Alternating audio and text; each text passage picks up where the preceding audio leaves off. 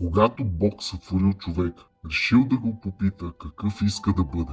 Човекът обаче се замислил и казал: не знам, не мога да отговоря веднага, трябва да помисля. Въпросът е много важен. Тогава Господ казал: добре, ще ти помогна да вземеш решението си. Ела с мен. Хванал го за ръка и го повел към морските дълбини. Там му показал красиви раковини, лежащи на дъното. Ако искаш, можеш да избереш живот като този на раковината. Ще живееш на дъното, обкръжен от милиони такива като теб. Ще се храниш с това, което донесе течението. Всеки твой ден ще прилича на предишния, а животът ти ще протече тихо и спокойно, без риск и сътресения.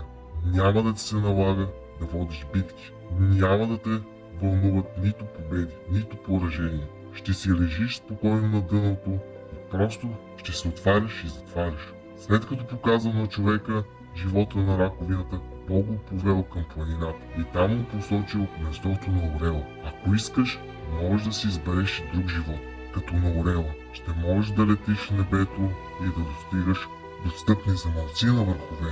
Там няма да срещаш много като теб. Понякога ще се чувстваш самотен, но винаги ще решаваш сам къде и как да летиш. Ще можеш да живееш както пожелаеш. Ще си абсолютно свободен.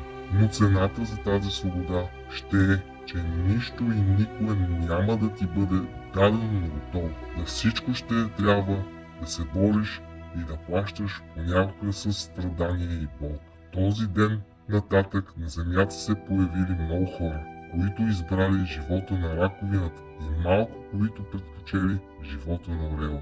А ти как избираш да живееш? Като раковината или като орела?